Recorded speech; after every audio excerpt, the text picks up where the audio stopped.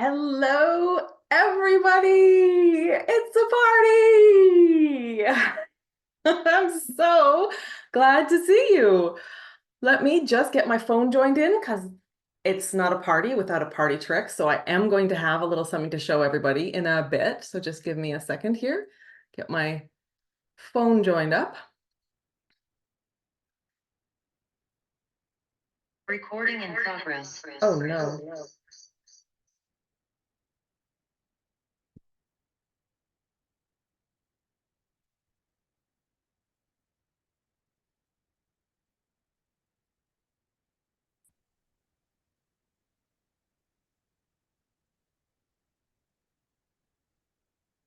Okay, I think I've got my phone from doing that terrible, terrible thing. Give me a minute to make sure that I've got it set properly here.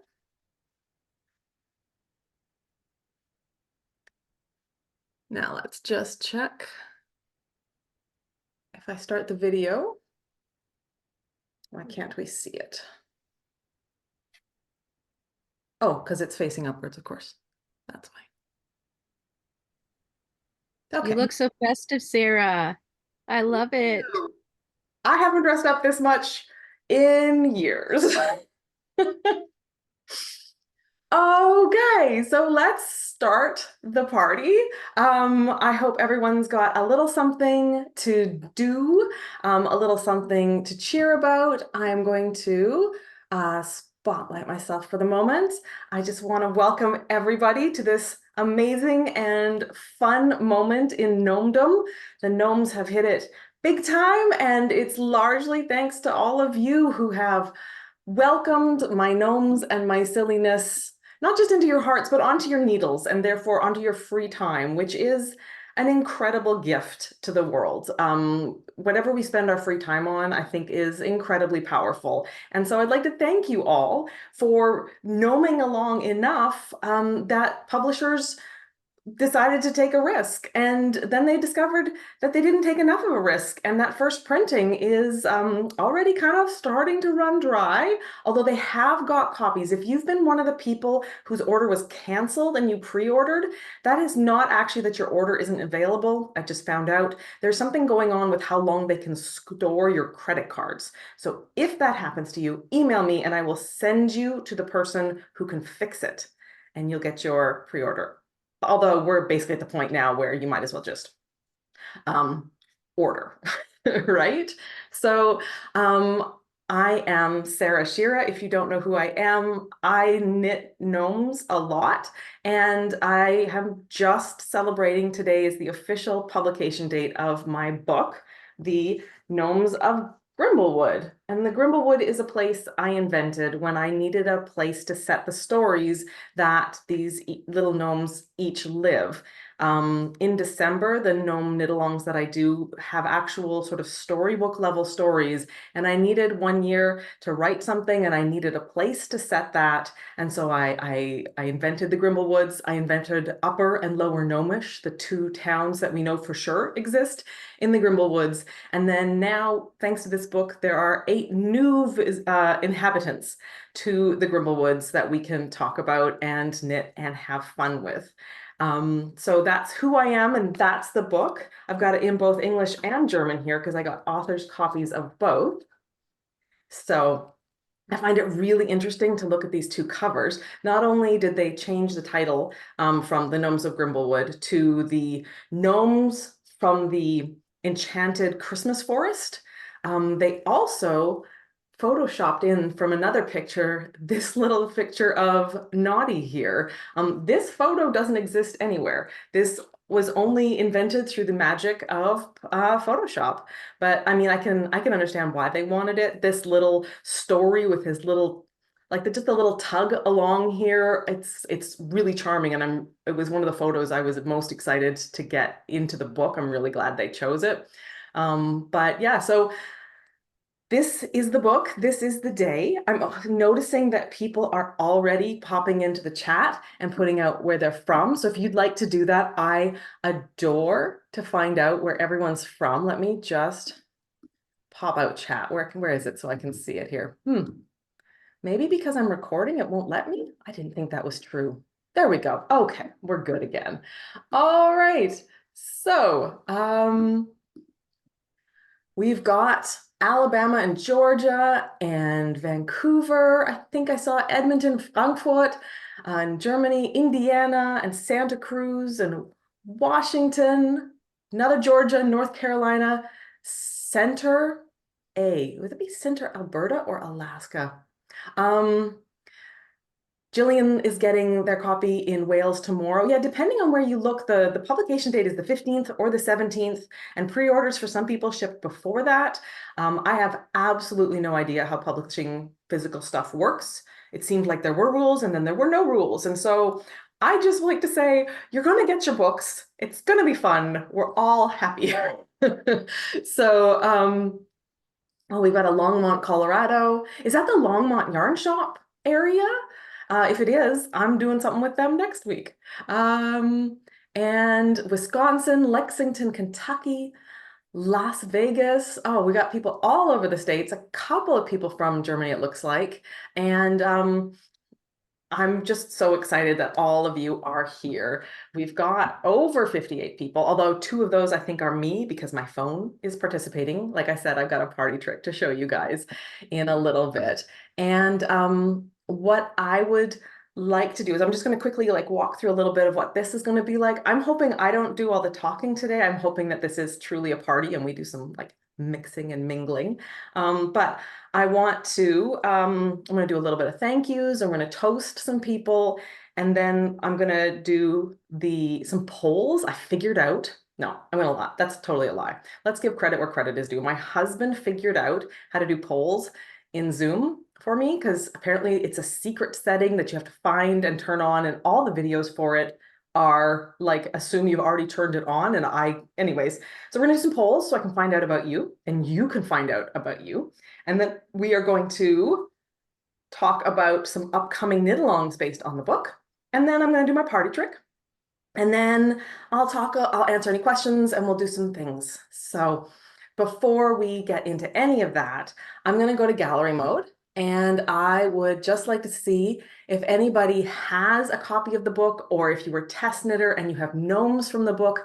I would love to see, or even just if you have nothing, just wave at me because I can see some of you have your cameras on, and we'll just say hi.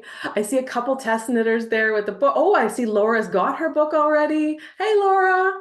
Oh, I see a couple of little fuzzy bearded gnomes. I do love a fuzzy beard. And though Annalie has got all of her test gnomes there, and Lisa's got a couple. Oh, I see Paula is grabbing her basket of gnomes, and DK has got the snowman gnome. Oh, look at that big basket, Paula.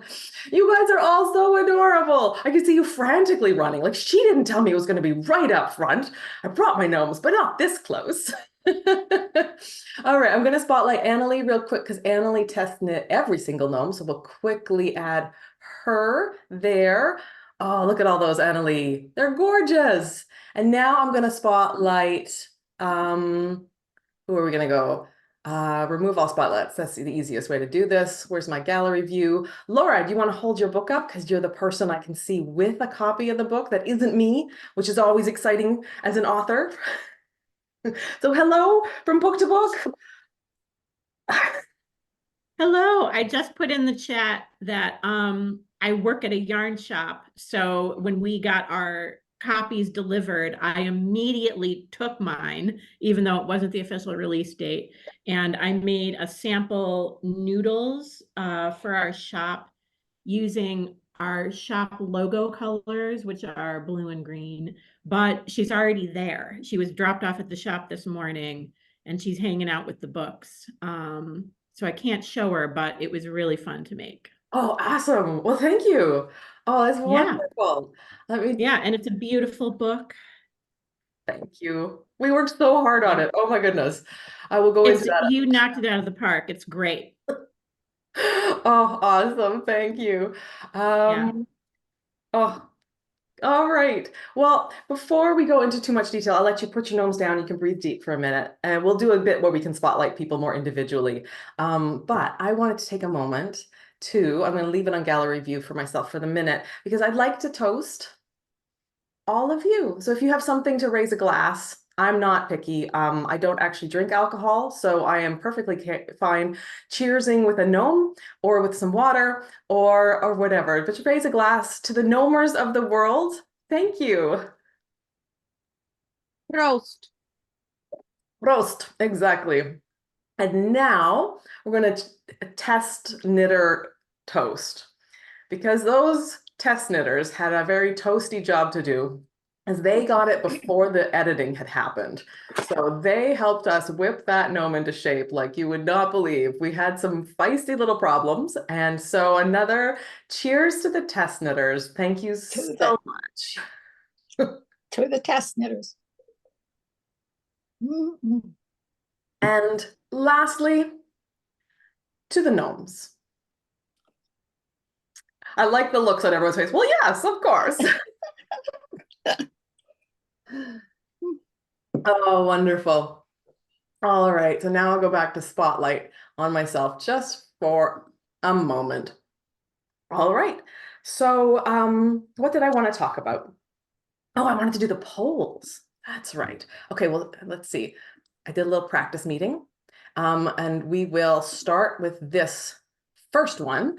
And it's just a question of, so I can tell who's here. I want to know how gnomey you are, whether you are brand new to gnomes, and if so, what a way to start off. Very few people get to start with a party, so hooray!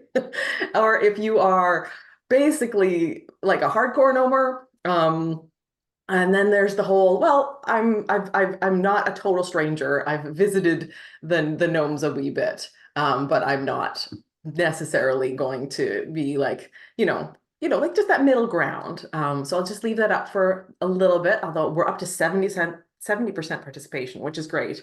And I won't answer on my phone because I think my phone is also me. That makes sense. It's one Zoom account. All right, we're up to 85% participation. And unsurprisingly, we got a big group of people who basically live in the Grimblewoods.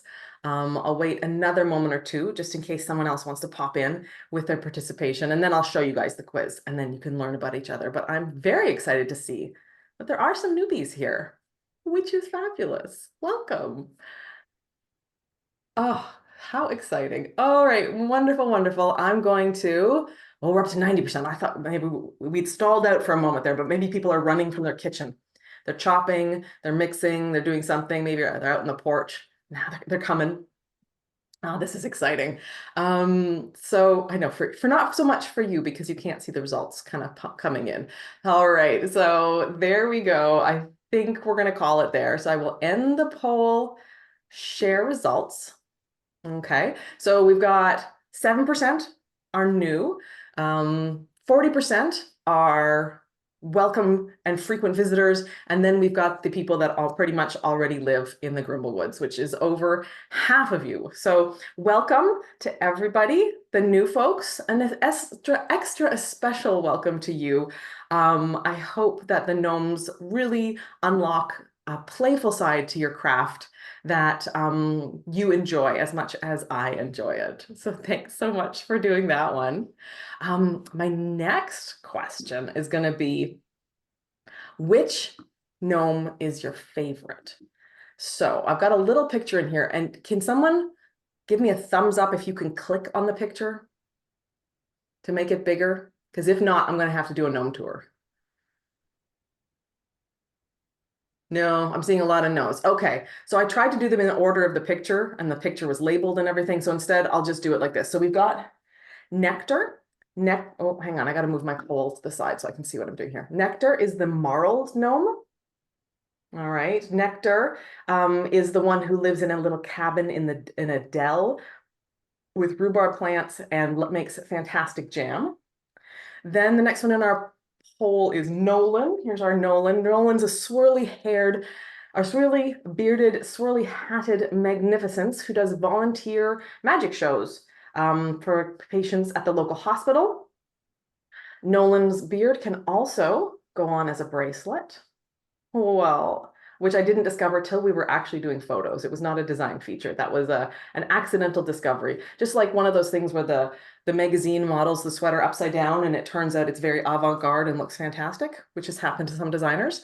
We've got Gnarly here, who's the square hat. Gnarly is our mountain biker who always has a snack before cleaning the bike. Tummy first, gears second is Gnarly's post-ride motto. Then we've got, who's next? Noodles. Noodles is the smallest gnome, particularly in the fingering weight version. And Noodles is a snowflake photographer inspired by the true story of Snowflake Bentley, which is a fantastic children's book if you are the kind of person who reads children's books. So that's Noodles.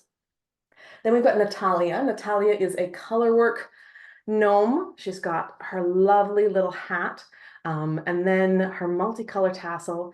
And in the DK version, I gave her feet. In the fingering weight version, I did not, just to show off how things change a little bit. Who's next? I think I have to scroll down now. Okay, then we've got Naughty. Naughty is our sweater gnome. Here's the striped example of Naughty. Naughty's got an ear flap hat and a sweater. And oh, I didn't say, Natalia is a garment historian. She works the Ladybug Queen and delves into older fashions in gnomedom. So for instance, there's a blacksmith thing where there was a whole pocket for the whole beard. It was made out of leather.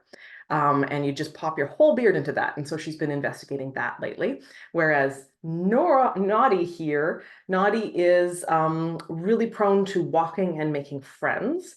And is part of the reason why Naughty is pulling a wagon is one of her walks. What else have we got? Then we go Nori. Nori is our beard pocket gnome. Hard to do. Nori is on the Woodland Council right now and was hoping it would be a little more adorable chats about magic, but is mostly bylaws. Like many people in local government, he's been a little bit disappointed in the ugly guts of local politics. And then I believe last but not least, in any sense, we have Nicole. Nicole is our cabled gnome and also very proud displayer of the what we call the wide and curly beard option in the book. And Nicole maps root systems, also for the Woodland Council, although she's more on the bureaucratic side than the politician side. So those are our 8 gnomes. I knit both of them in the book in both DK and fingering weight. So if you're kind of figuring out what's up with the different sizes, I've just been grabbing the ones I can see. So for instance, here's Nicole in the DK. This is Rowan felted tweed, and this is Miss Bab's Katadin or Katadin or Katadine. Maybe it's like sort of a magic spell. So anyways, this is the difference you can get in size with the 2 different yarn weights. All right, so that I hope has given you enough of a reminder of or introduction of who's who, and now you've all voted. So let's share the results of that poll. All right, share results. Let's see. Oh, big love for Nolan. Huh. That is a landslide. And then Naughty with the sweater coming in second. Oh, that makes sense to me, both of those. Nolan's silhouette is so strong and so intense and interesting. I think that's really, and it's that really iconic kind of wizardy kind of vibe with him. And then Naughty, for those of you who are hardcore gnomer, Naughty's doing some things that we haven't done before with gnomes, right? Naughty's sweater is not removable. Naughty's sweater is Naughty. So I'll just give you a quick little preview here after we make, let me stop sharing here. Okay, no, hang on, go back and get out of my way. I can't see here. After we make the ear flap hat, we actually pick up the stitches and go right into the ribbing and make a sweater. And then after we're done making the sweater, we pick up from the hem and just do a wee little bit of body. Like that's all the body that you knit because most of Naughty is sweater. And then there are little tiny balls of, well, like little nubs of hands that we knit. And after we're all ready, we put them in and sew them to secure them. And this is not something I've got formalized for when this is happening, but Naughty will get a guided knit along in the new year, probably February or March. We will do something where every week we will do tutorials and a walkthrough on this one in case this is one you're really interested in, but you're just, you know, sometimes the writing in a book isn't as clear as a video. So there will be some video stuff coming for the guided knit along of Naughty, a true favorite of mine. I'm just checking to see if there are questions quickly. Let's see. Okay. Oh, Kataden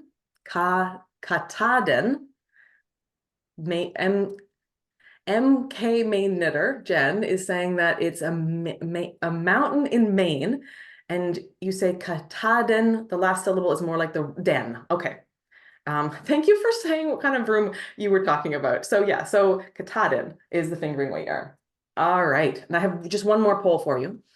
So I asked what your favorite one was, but knowing the way I know knitting is, which one do you think you'll actually make first? Because some of these are a little more spicy than others. And I'm just curious if there's going to be a big difference in which one people are going to be like, I'm going to go in on this. Because that's like, I'll just get my gnome, what's the word I'm looking for? Like get something in and done and feel that satisfaction. And then I'll go and maybe only then will I tackle Nicole's long cables. For those of you who are new to gnomes and or me, I will say I love doing cables without a cable needle, and I have video tutorials, and it frees you up when cable knitting in a way that is very nearly magical. So let's see what we're doing here in the, yeah, so this is much less of a runaway kind of thing that's coming in right now. I'll just leave it up for another moment.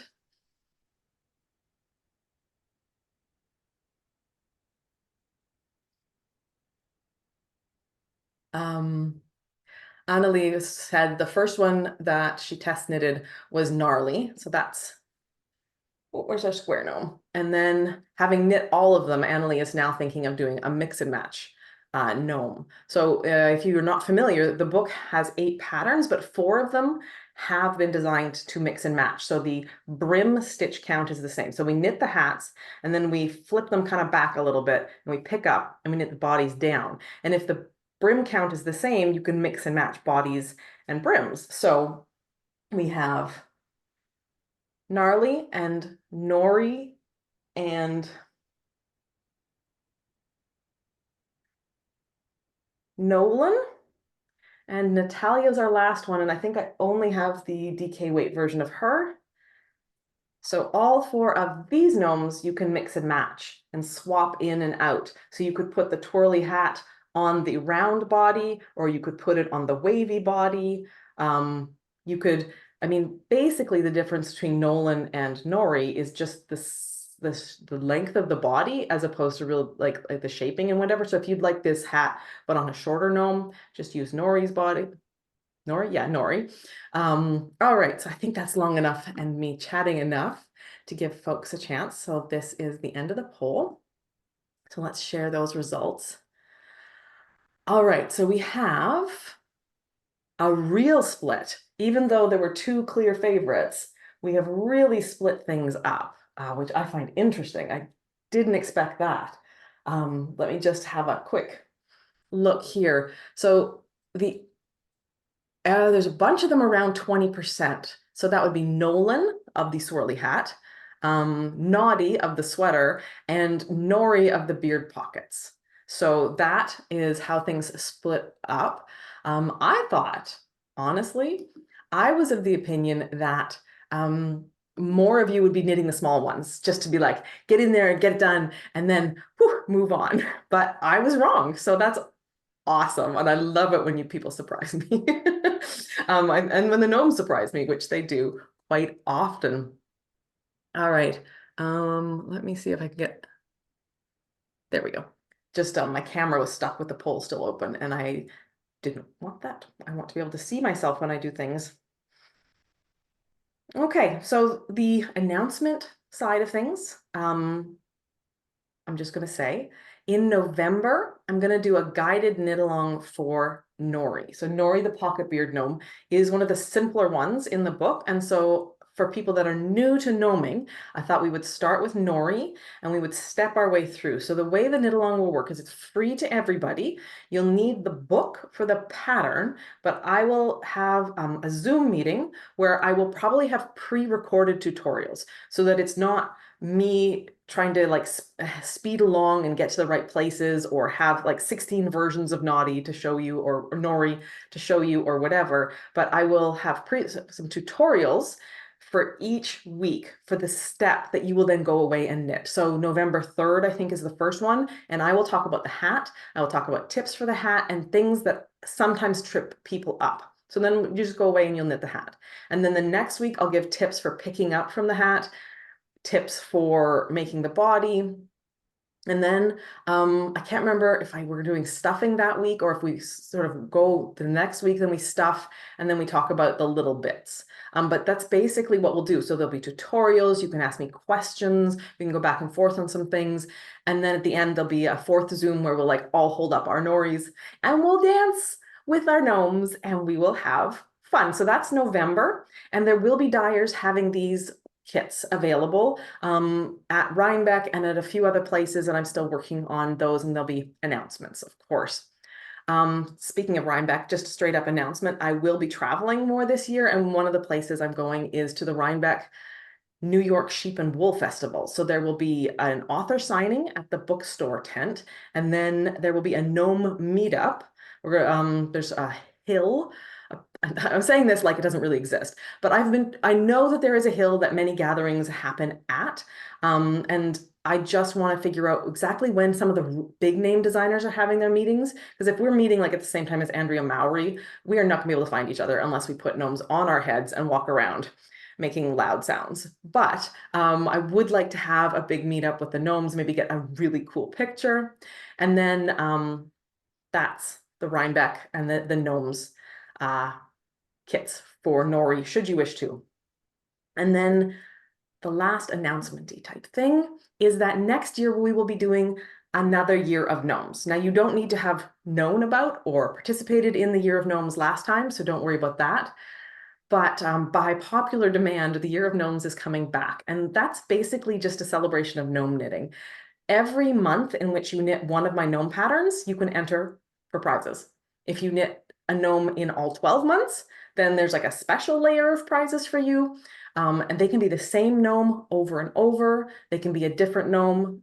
We will have mystery gnomes like I normally do. They can be from the book. They can be from anywhere of my patterns. And I do cap it at 1 gnome entry per month. Even if you knit 6, you get 1 entry. So that, let's say you decide you're going to learn cable knitting for the first time and you tackle Nicole, and that takes you all month. And then someone makes 6 noodles.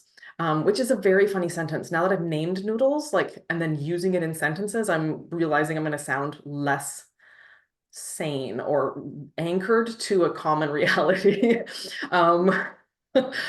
Okay, this is going to be fun. So anyways, if you knit 6 noodles, you shouldn't necessarily get more entries. So I want this to be a knit along that where we say yes to practically everything, and where we focus on fun and not on competition or just getting our knickers in a knot. So that's what the Year of Gnomes is going to be.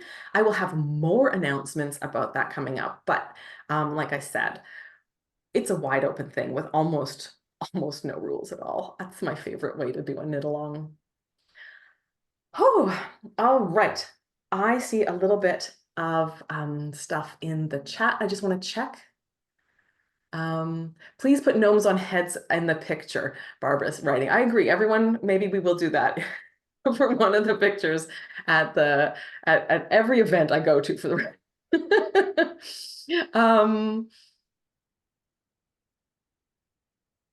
never done cable knitting before. I'm scared. Hold me. Well, honestly, that's what I do in every one of my gnomes. I hold people. So there are video tutorials out there for other cabled gnomes. And I've got tutorials that are like separate from that about cabling without cable needles. And you don't need to first do it with a cable needle and then like graduate to knitting with cable without. You can go straight there. you can like you could try it once or twice either way, whatever makes you happiest. So, and then Laura is just writing, okay, so Laura's yarn shop, Northfield Yarns, has got felted tweed kits for the gnomes up in the shop, which is awesome. And Laura, let your yarn shop know that I am working on what we're calling like a press pack for yarn stores with info on how to host gnome knit-alongs, info on how to teach, free patterns for making samples in case they don't have the book in stock or whatever. So the press pack is coming with adorable illustrations. And so yes, there will be hopefully lots of kits and stuff for people to order. And I'm just going to take this as a great springboard moment to point out the very back of the book where things are possibly less interesting, and you may be tempted not to pay attention. But these are the charts of everything. Charts of everything, people. This is important.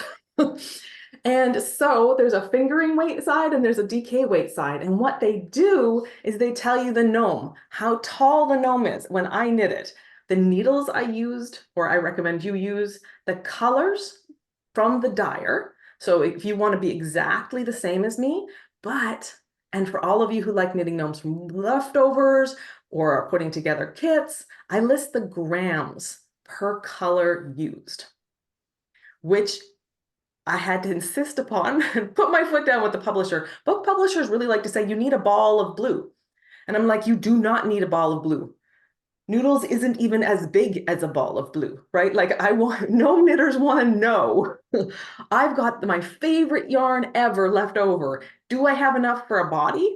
That's what they want to know. So I did a little bit of strong arming, or just not really. I talked up. And so yeah, right here, there's the grams listed for every gnome, and tested those with the testers, rounded up. So it's usually bang on, assuming you're gauge swatching. Nobody swatches for gnomes though.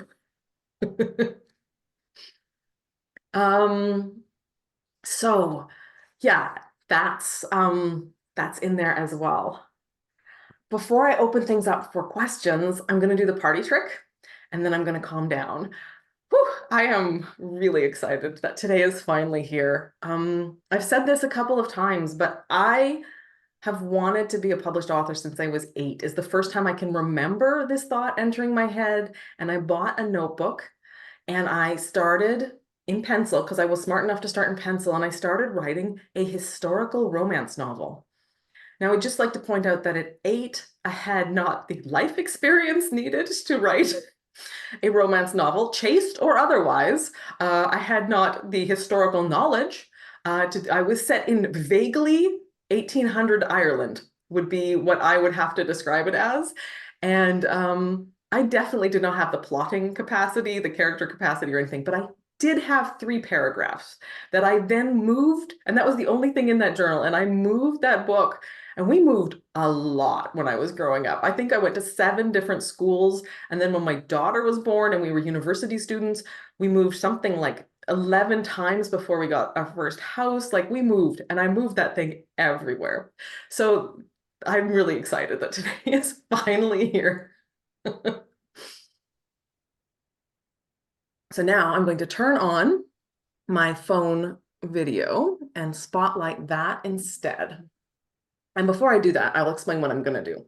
So you'll notice that there are a couple of beards in the book, and you can kind of mix and match those as you like. So the fringy beard is magnificent because you knit almost no stitches, and then you drop some stitches on purpose and they become the fringe. So you don't have to cut the yarn and attach it. Brilliant. And then where are we here? Nicole, for instance, is the exact same process with a slightly more stitches. And then you soak the beard and you get it wet, and then you let it dry so the yarn really wants to be in the shape of the loops, and then we fringe it then. So the only difference is this is slightly shorter, and this one was soaked and dried first. But this beard, the self-fringing beard, I wanted to quickly show you how that works so that you're not intimidated, because I talked about how things that are described in books are not always easy to translate into working instructions. Although I will say the illustrations that the illustrator did are really good. So I'm really excited about, where's our little picture here, for instance. So these are our beard things. So we're about to do figures K and L from the book. We will live live. So let's go and do that. And spotlight, that's what I need to do. I need to spotlight my hands. That's why I am not seeing what I want to see. Okay. Where are Sarah's hands? There we go. Terribly boring to look at the moment. Give me a minute. Replace spotlight. Okay. So let's, oh, I can't zoom. All right. I'm just gonna lower the camera a little bit here, although that's gonna give me almost no room for working. All right, so this is what your knitting will look like at the end of a fringed beard. It's terribly different than you might expect. So we have bound off just one stitch here and secured, and then we are left with these 2 stitches right here. These 2 are live, which is why they're on the stitch marker here. So let me take those out. And I knit this sample a while ago, so we may get a much more curly version than we would normally do. Okay, and this is also knit double so that we've got more hair for the beard. So now all you're going to do is you're going to grab the kind of the crossbar part of the garter stitch ridge here. And you're gonna grab it with your needle and you're gonna pull down. And with this tweed, it's very grabby. So you might need to actually like convince it to come down.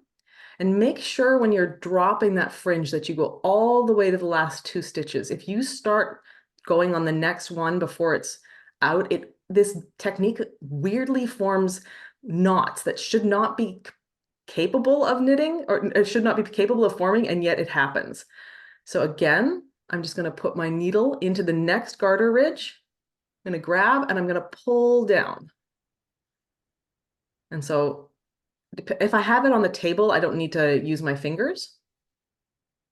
And then I'm gonna go and I'm gonna do the next one. All right, and we can already see how they're kind of forming this nice little fringe. Okay, I'm just gonna keep going. Let's speed up this part. And it is always great to have spare beards around because you never know when you're gonna need a beard in a hurry, and have already made one like this. I'm ahead of the game. Okay, now obviously these have kind of clumped up together because they were knit together. So I always go and then just open up each pair.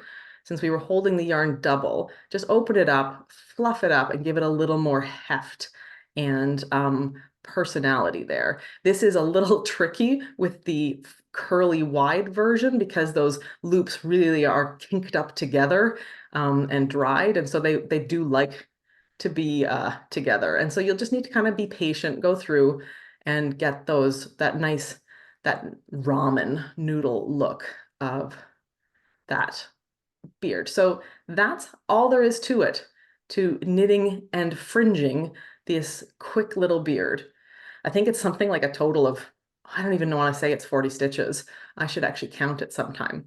So that's the fringe beard. It's easy. It's my party trick. And that's how I do that. Let's go back to my face and replace that filter, spotlight I mean.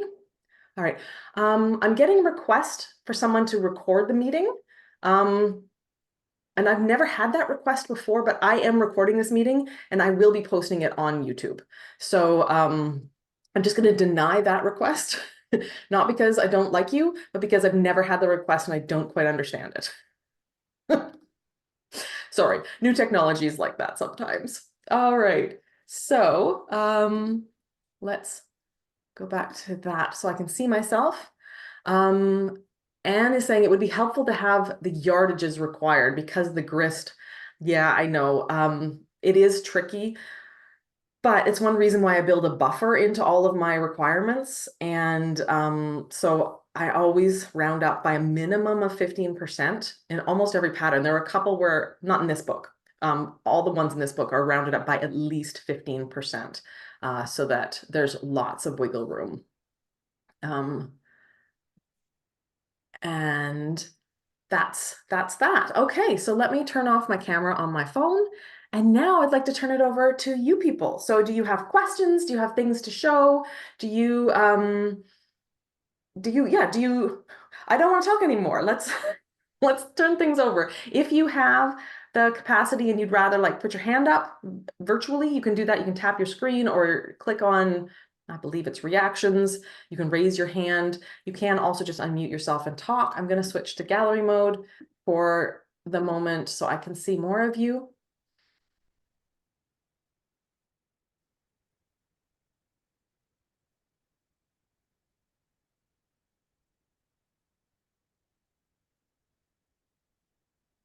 Oh, everyone's shy. All right.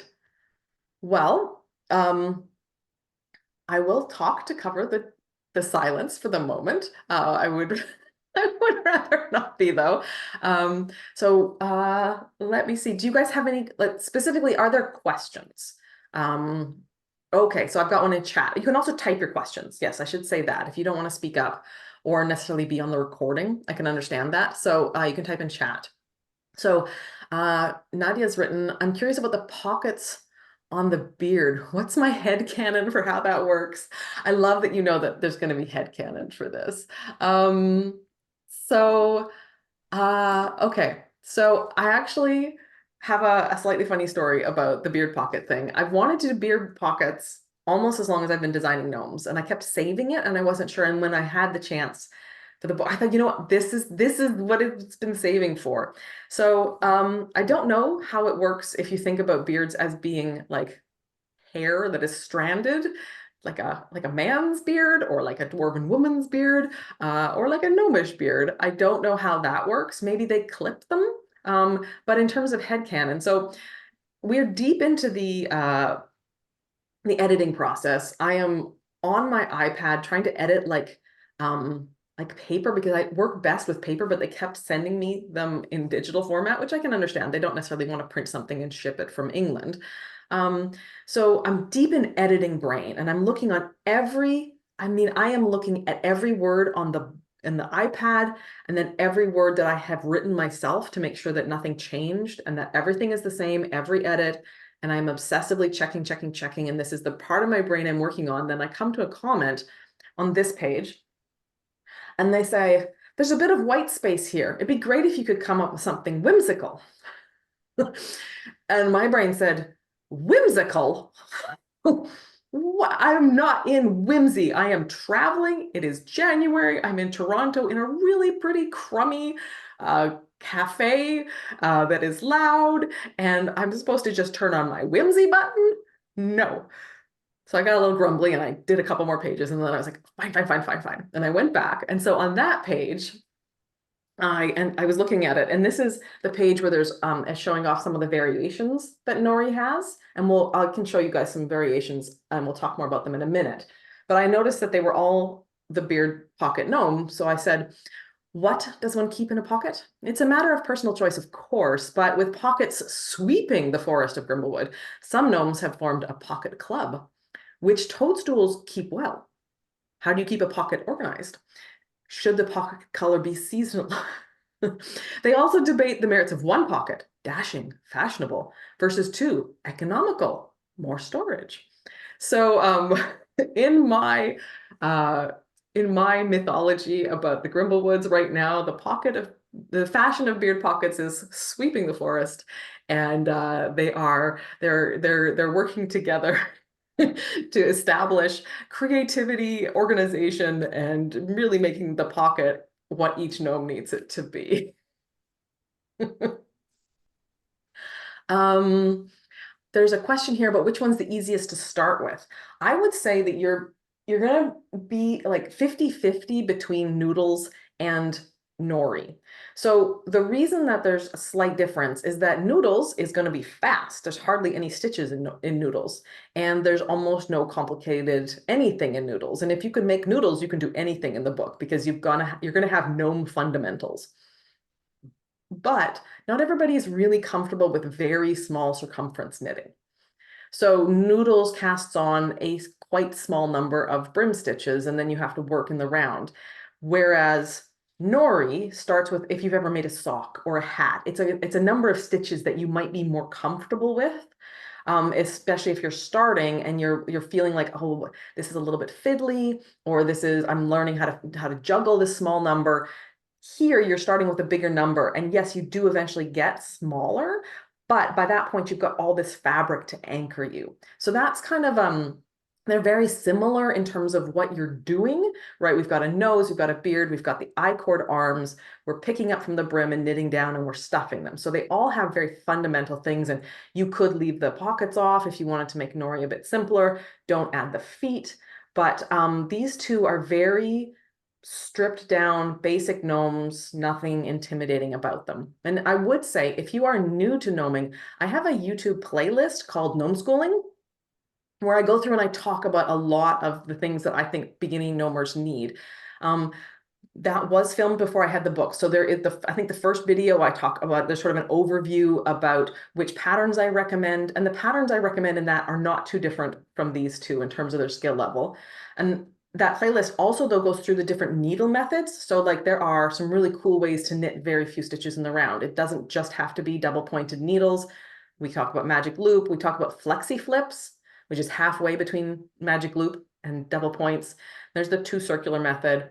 And so I actually have little quick overview videos for all of the needle methods that you could use to knit gnomes in that as well. There's an I-cord tutorial. There's sort of all of this stuff is already covered in that gnome schooling playlist. So if this is your first, I would start with one of these two.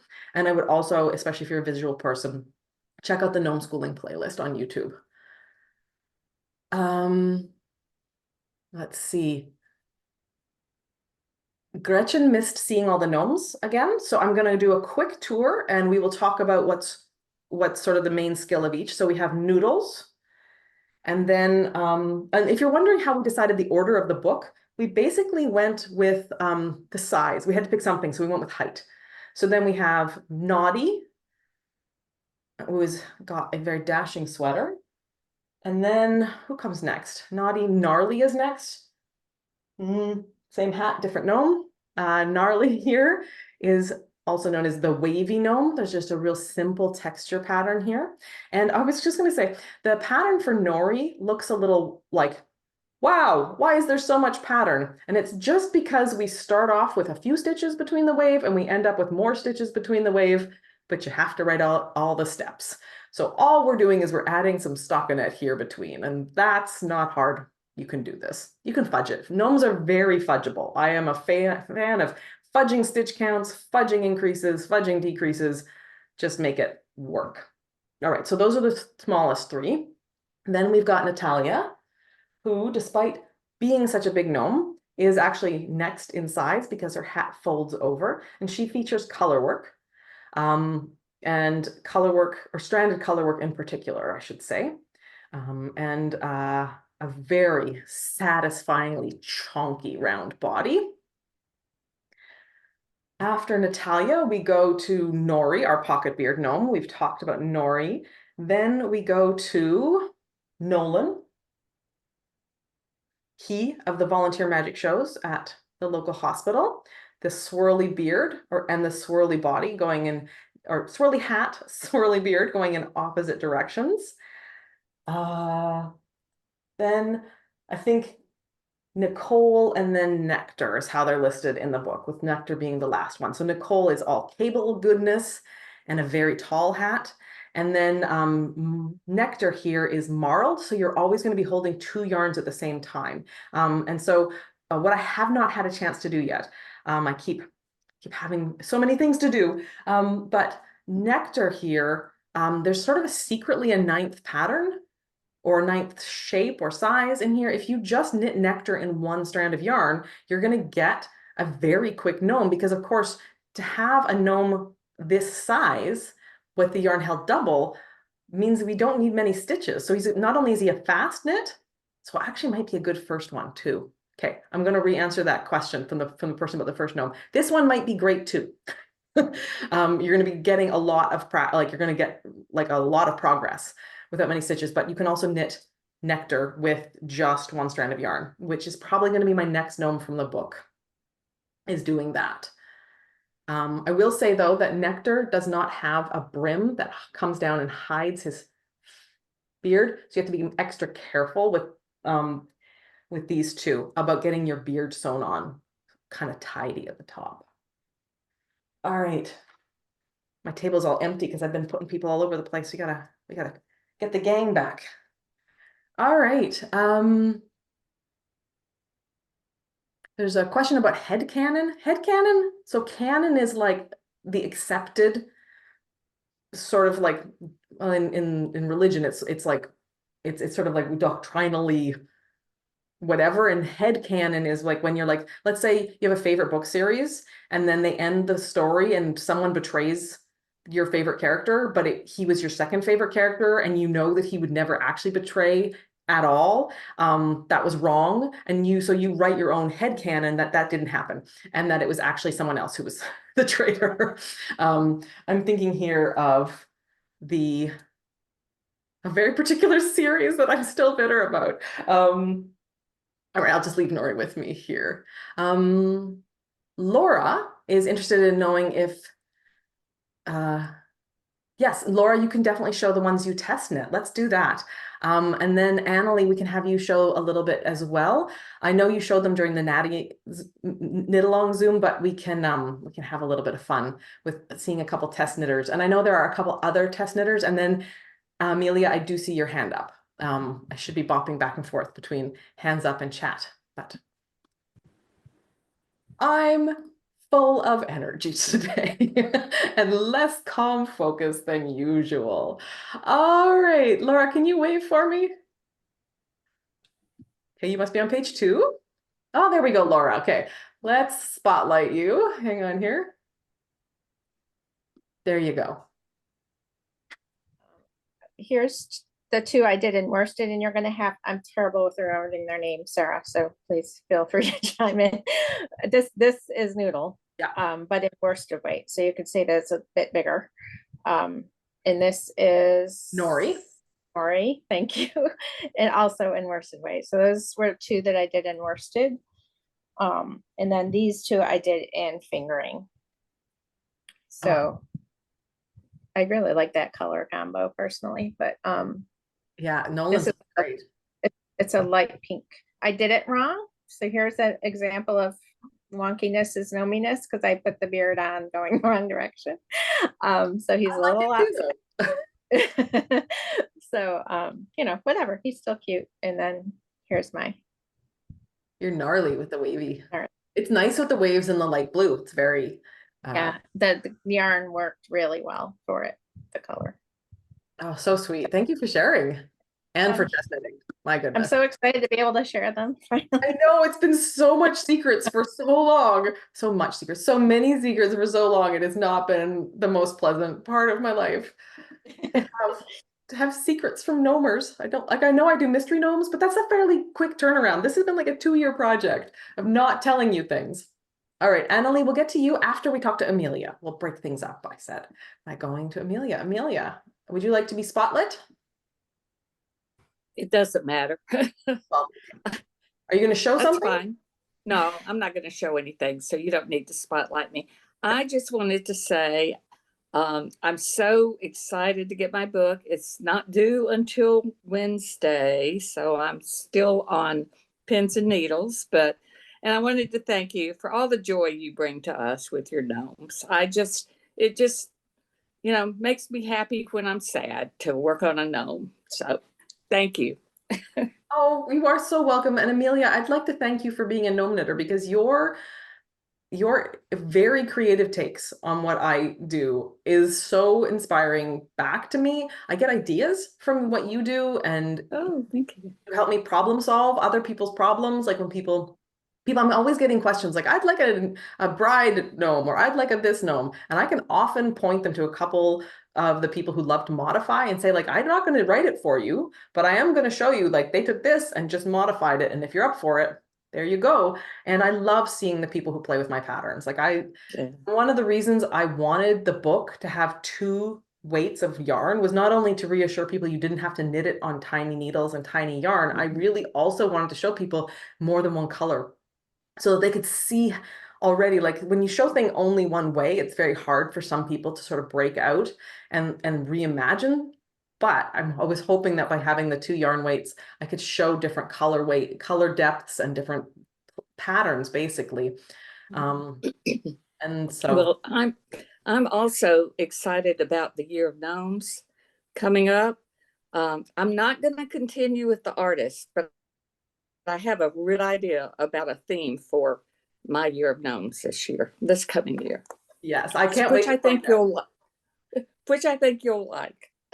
So for those of you who weren't here last Year of Gnomes, Amelia did an artist per month and knit a gnome who embodied the like Van Gogh or oh, what was her name? Mary Cassatt. Mary Cassatt, all these different beautiful gnomes, and then she'd kind of wheel them into the Zoom chat on this lovely little like, and there'd be an easel with a bit of the artist's work printed off on it. It was just magnificent. So the Year of Gnomes unleashes the best in Amelia. Well, thank you. And Annalie, let's go with your pronunciation. If you want to just give me a moment to find you. Ah, there you are. Thank you for waving. Annalie is one of my test knitters, and just I would say almost went wild. Nobody was required to knit all of the gnomes, but I think you just can't stop, won't stop, sort of a. Yeah, that's my perfectionism doesn't want to see an unfinished set of gnomes. So I did a bit of, I don't know, industrial thinking. So I started with Nali because he only had one color. And then when I finished Nali, I did Noodles because she's so small. And then I don't know, but they only use these light colors. So if we were discussing, like we were giving feedback, if something was unclear in the pattern, then I don't know, I probably would have started another gnome, for example, Nori here with this color. So I had 2 or 3 gnomes parallel and was just finishing them. Well, whenever you confirmed that there was in fact an error and we were to do things differently. And so I was rushing through and I did finish all of them, I think, within the deadline, which was great fun. The test knit was so much fun. It was such a nice group and I think we were all so super excited. And it was like also when discovering something that was not clear within the pattern on error, it was just like feeling like detective work, right? Not like pointing out, oh, you missed something here, but so I don't know, and you were always good catch, and it was much fun, I think, with testing these. And well, the truth is, there are times in the background when I'm like almost in tears, banging my head on my desk, like, why can't I can knit these things? Why can't I write them the way I get so mad at myself. I mean, that's why we have tech editors. That's why we do test knitting. It's just because what my fingers and brain are doing doesn't always hit the page. Yeah, and I was a bit sad to see that Nectar didn't do so well in the polls at the beginning because Nectar is such an amazing gnome. I think marled gnomes, they always look so cozy and comfy with their marled clothes. And also his little pocket is not so little on him, so you can put actual things in it. I have this piece of driftwood and this piece of sea glass because Nectar in my world does hikes along the sea and collect sea treasures, and you can put actual stuff in there. And isn't that the cutest thing ever? It really and although he's a big gnome, he is relatively quickly, as you said, because you hold things double. And there's some fun thing that I've discovered. I haven't got my English copy of the book yet, but I have the German one. And in the German copy, they don't suggest knitting Nectar with 1 strand of yarn, but with 2 strands of the same color. So you got a less marled, but still hefty gnome. Fascinating. I don't know if the translator didn't understand what you were meaning or whatever, but they clearly write to take 2 strands of the same color, and then you get a less marled, but still very nice and cuddly, hefty version of Nectar. So that's the 10th hidden gnome in the book. Yeah, exactly. There's now a 10th hidden gnome. Isn't that cool? Yes, and I absolutely love Nolan, and I had put jingle bells on his beard and his head. And I think when I do a mix and match gnome, I will take this head and put this part in the front and have Oh, something yeah. dangling from it, like an anglerfish look. So imagine this round body and this head, I know. and then the pocket beard. Oh, That's what yes. I totally want to do. Yes. I think so. I'm so looking forward to the Year of Gnomes. Yeah. Since the last one, I have collected ideas. So I have all the gnomes in the same color scheme, not only these, but all of the gnome patterns. So they share two shelves, and I've added something I have to post on Instagram or in the Ravelry group soon. And I don't want my gnome family to grow too quickly. So I've collected ideas because I knew there will eventually be another Year of Gnomes where we will knit a gnome a month and there won't be a new pattern every month. So I need ideas to collect, and I'm so excited for next year. And I guess the round body anglerfish head pocket beard thing will be one of the 12 that I'll be knitting. I love the sound of that.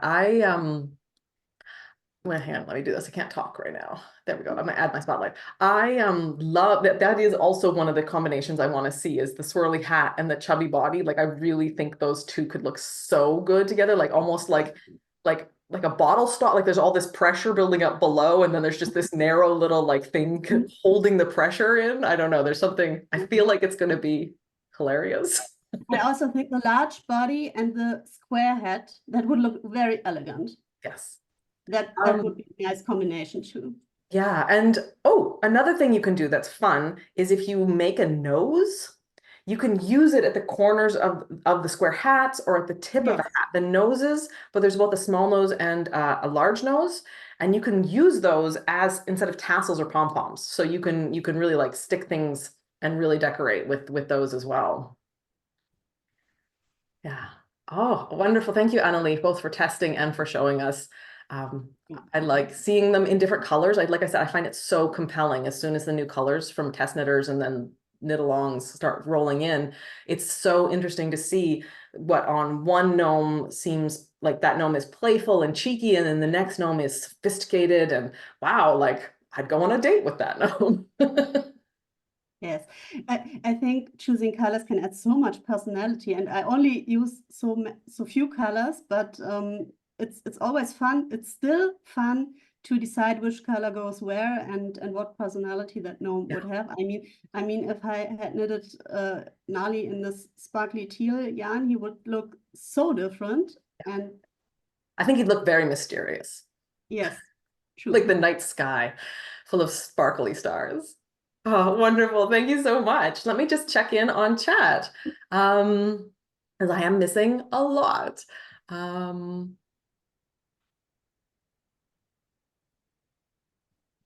Barbara said, I heard playlist and immediately thought, oh, we need a music playlist while we knit gnomes. And it's funny, when I had that thing about be whimsical, there are a couple times when it's like, be whimsical is kind of what I need to do. I will often listen to the Shire section of the Lord of the Rings soundtrack. I think that sprightly little music really helps me get into the right place. And so you could search Hobbit playlist because people have been doing music in the Hobbit vibe. So you might be able to find a very compatible list there for you, Barbara, without having to invent it yourself.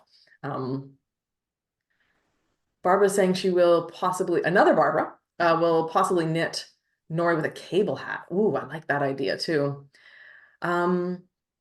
Will the Jimmy Beans gnome collection count for Year of Gnomes? Everything counts for the Year of Gnomes. If a modified gnome counts for the Year of Gnomes, as long as I can tell you started with one of my patterns and you finish it, and we don't usually allow works in progress. I would say is kind of like one of our few things I'll say no for, although it's hard for me to check.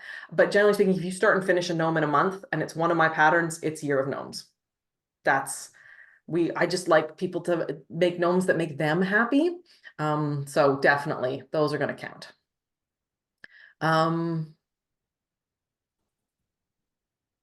Natty got a lot of love at the spun yarn shop. So I will just quickly mention Natty. So Natty is a free pattern available on the Bookmarked Hub, which is a publisher's website. And it's still currently in kind of a mystery gnome format, so is chunked up into 4 clues. But what you will get at the end of Natty is this Natty, which is the square hat on the round body. And so it's a nice, simple gnome, very, and it does show what happens if you take sort of one hat, and then this is the round body from Natalia and the colorwork gnome, and play with them together. So I wanted to like start the book off before it was even out with the idea that we're going to play with gnomes. So that's a not so mysterious. Are we at 11 now? 11th pattern in the book.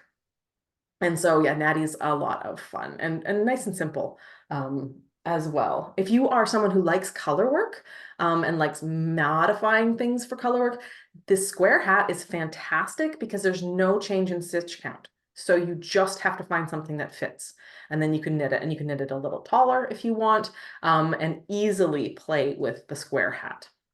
Also for stitch patterns, if you're just somebody who likes texture patterns or whatever. I will say I do struggle with a lot of texture patterns and gnomes, because anytime you're switching from knitting to purling, there is sort of an openness to the fabric that can show stuffing through. So Gnarly, for instance,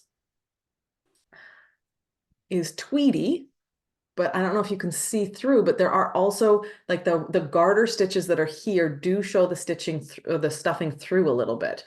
So if you're being a texture pattern in here, just be careful that you maybe do a little bit of it and then stuff your a bit of knitting and see if it's going to be one that just exposes the stuffing a lot. That's one reason why we don't have a huge variety of textured gnomes, is because the some of the stuff I've played with just it's opening up and showing the stuffing for me. And I know that anything that I have a problem with, a lot of gnome knitters are going to have problems with. So if I struggle but can make it work, I know that then a bunch of people aren't going to be able to make it work, and they're going to be frustrated that their gnome didn't turn out as beautifully as they wanted it to. And I really work hard. They're there to be no gap in expectation in terms of what I can do, and then the finished product that someone following my directions can do. And so that's something I've noticed over the years, is that those texture patterns do tend to leave somehow to a gap in people's results. So if you're wondering why we don't have as many, I'm still looking for the right texture stitches. Although it's one of the things I'm going to do this year is look for them. Let's see.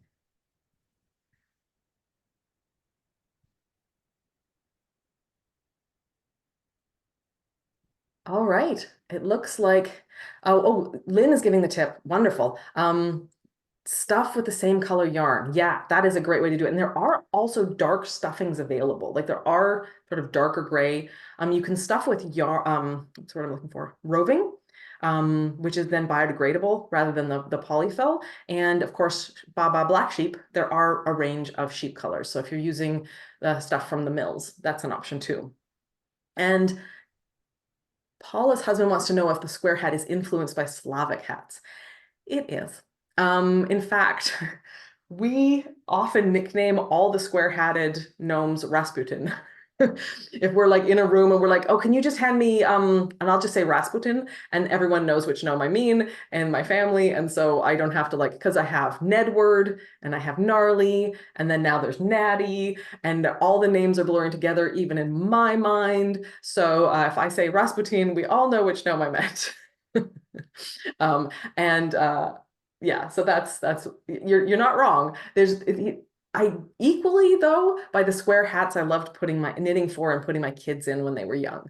You know, you just knit a hat and you bind off and you stick it on a toddler and they look adorable. It's like half Slavic hats and half toddler hats, which I think is like that's the gnome sweet spot, right? Half elegant tradition and half madcap whimsy. That's the zone I live in with my gnome patterns. All right. I think I'm caught up in chat.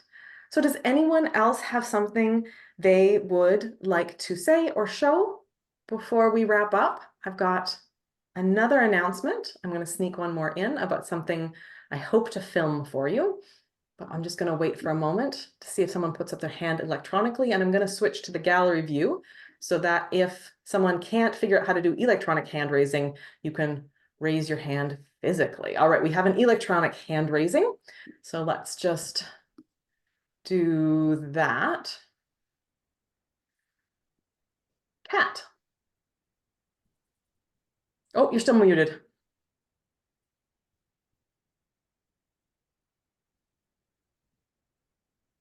Nope, still muted. Hang on, I'll ask you to unmute, but you've got a chart there. And I think I saw that you wrote, oh, okay, so you've taken the Miss Babs and the Rowan Felted Tweed and you've written out the recommendations as yardage. And I think I scrolled past that in chat real quick and you were offering to send it to me because someone wanted that. And I think we are going to have to figure out how to do that. I wish I could hear you, Kat. I'll ask you to unmute because if it pops up on your screen, maybe it'll. Okay, because yeah, I hit the button before, but I guess it didn't work again. No. I've been having problems with my computer. But yeah, I don't know if you can put it up on the Ravelry chat or not, but if anybody wants it, they can have it. Yeah. Do you know how to take a picture of it and post a picture in Ravelry? Yeah, I can do that. Because if you like took a screenshot or whatever of your thing, and then in the book thread, so there's like a Gnomes of Grimblewood book general thread, and you could put it there, and I can put a message in the top header of the thread saying linking to your thing so people can find it later. And that way, if anyone does want the yardage, if you're a spinner or you're using those different fingering weights, then you'll have the yardage. So that's a good idea. Thank you so much for doing that. Yeah. Oh, you're welcome. Wonderful. Yeah. See, gnomers are so kind. This is the thing that I just love over and over again is I will be like, I'll wake up and there'll be a knit along time and there will be like 100 messages from yesterday. Sometimes the gnome discussions get wild and crazy and I'll be reading, it's my breakfast time and I'm having tea and I'm reading through all the things. And by the time I get to a question, 3 people have answered the question already. And I love knowing that there are so many of you who are just eager to help people succeed. Like not only are you having fun yourself, you're like, that fun should be for everyone. And you are doing your best. Some people have in the past filmed short little tutorials, or some people are taking photos. Clue 2 of our current mystery knit along had some surprising hangups that I did not anticipate. And I did not film videos for. And so people have been doing photos as they are working because they actually have the thing on their needles currently so they can show what it looks like. So for me to do this, I would have to like start a swatch and get some knitting and do all this and then film it and then edit and all this stuff. And so people are like, I'll just take pictures. I've got it on the needles. And so they're helping each other. I will say that clues like Clue 2, where we struggle to understand things or with certain things, I learn a lot from those struggles, and that's how I do better with tutorials for future ones. So it's not like this, the little bit of frustration and the little bit of lack of clarity that goes into a gnome is just kind of there. I just really want you to know if you were someone struggling with Clue 2, it's teaching me, and I am better in the next knit alongs. So just be aware of that. All right.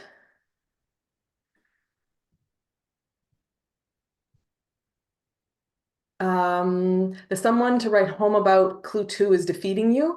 I'm really sorry about that. I would just suggest cast on the number of stitches I tell you, do knit 1, purl 1 ribbing for 4 rounds, and then switch the instructions as written for round 5 and above. Just move past it. You can, I did a prototype where there was no shaping in the ribbing. It still is a functional piece. It's not as nice, but just get past those first 4 rows of ribbing. Just don't do any shaping. No increases, no decreases. Onwards with life. The recording will be accessible later. It will take me at least a day to crunch this into a video and then upload it as a video. So those 2 things take me a little bit of time, but I will have it fully available on YouTube. And then I've got Shay with their hand raised. Shay, I'm going to add a spotlight. Hello. Hello. Can you hear me? Yeah. Hi. So I'm sitting outside my local yarn shop right now. I picked up my book. They had it available yesterday, but I had to come up today to get it. I'm so excited, and I got a whole bunch of minis to work on book gnomes, and I'm full size scan of the color I use for Natty's hat to use throughout them. That is a fantastic I thought blue. that- Can you tell us what yarn it is and what color that is? It's Emma's yarn in the practically perfect sock, and the color is Harbor, and I love it. It's a So perfect Harbor dark and tealy Emma's yarn, yeah. Emma's yarn, practically perfect sock. She's out of Florida, I think. Yeah. But yeah, and I have a bunch of minis and other colorways from her that are just incredible. Oh, And that's I'm gonna be so so excited. much fun. So Oh, those are gonna look so good.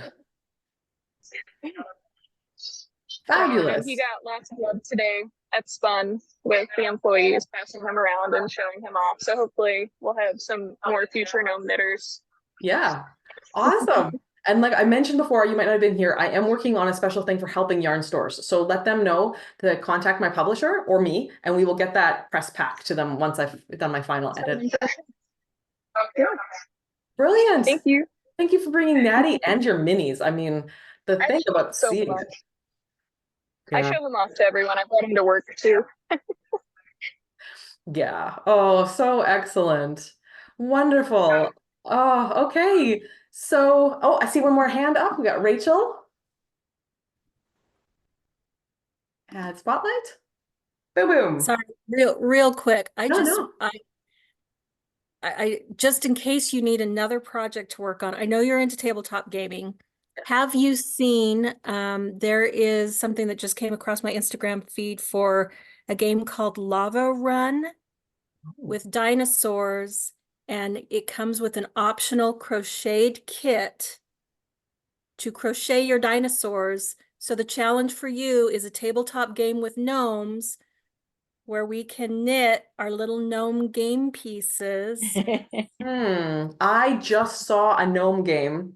The Brothers Did Murph. you? The Brothers Murph did a playthrough, and you make little pathways, and when you close the pathway, then the mushrooms grow in there, and you have to collect the mushrooms. I think it was called Gnome Hollow, but now I can't remember. And you could totally knit your little figurines. I would That use would be cute. like Naomi maybe or Niblet. Niblet, yeah. I can't remember exactly how big the game was, but yeah, there is a new gnome game coming out or slash. Oh, well, that's good to know. So Okay. I'll post I saw that. Yeah. saw the dinosaurs and I thought that needs to be gnomes, but what would your path be? Yeah, no, that's brilliant. I will Yeah. post it in both the gnome goodies and the board game thread on Ravelry for Cool. folks who are interested. Trying to make Awesome. sure it's visible. Oh, so much fun. Thanks. Oh yeah, Stormy Heather's got it in the chat, and it is Gnome Hollow. So I'm not too bad. So yeah, I do love board games. My husband board games the way I knit. So we have competing yarn room versus game rooms thing, but it works really well. I will just say, I really encourage everyone to play with the gnomes. It's the one thing that makes me happiest. And to remember not to judge yourself too harshly, because wonkiness is gnominess. If you mess something up, it's probably just going to look like a more special, unique gnome. So don't sweat the little things, even though gnomes are little things. One thing that I'm hoping to do in October, once my dad is back from his marvelous vacation, is Dad was hired as the photographer. And so Dad and I worked really hard locally to film or to shoot the photos. They really wanted them to have a heavily Scandinavian feel. And I live in the prairies. And if you've ever seen Wizard of Oz and Kansas, you will understand that we had a bit of a struggle to be local and to fulfill the creative brief. I think we did an amazing job, partly because Mom and Dad have an amazing yard. So we were gonna do kind of I want to interview Dad a little bit, tell you about the photography he does in his full-time photography, and then talk about some of the interesting challenges of filming I keep saying filming, but shooting the gnomes. And then I'm gonna film some footage walking around where we shot the photos, because I think a lot of people think they need to have an absolutely perfect, they need to basically live in Ireland or Norway or somewhere where there's mossy forests that we in North America don't necessarily have access to all over the continent as much, especially those of us in the flat middle.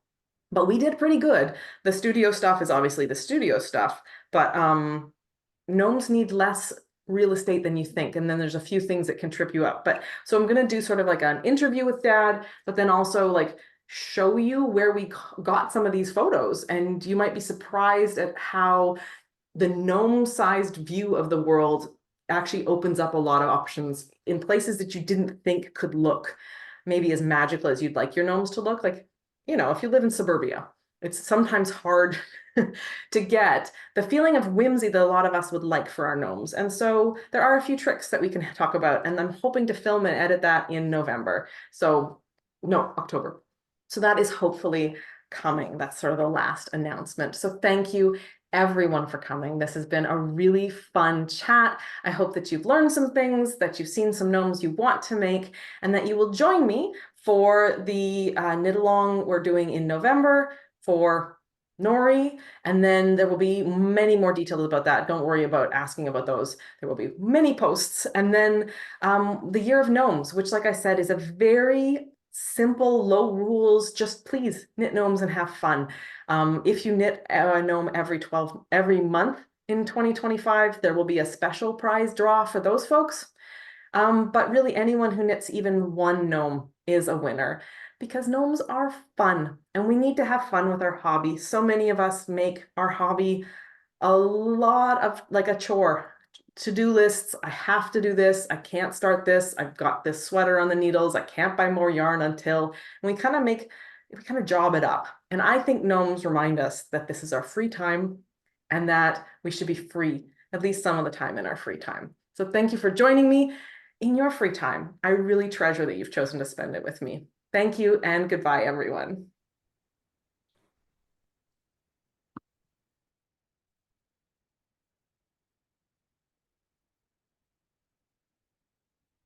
All right, I'm caught up with chat. See ya.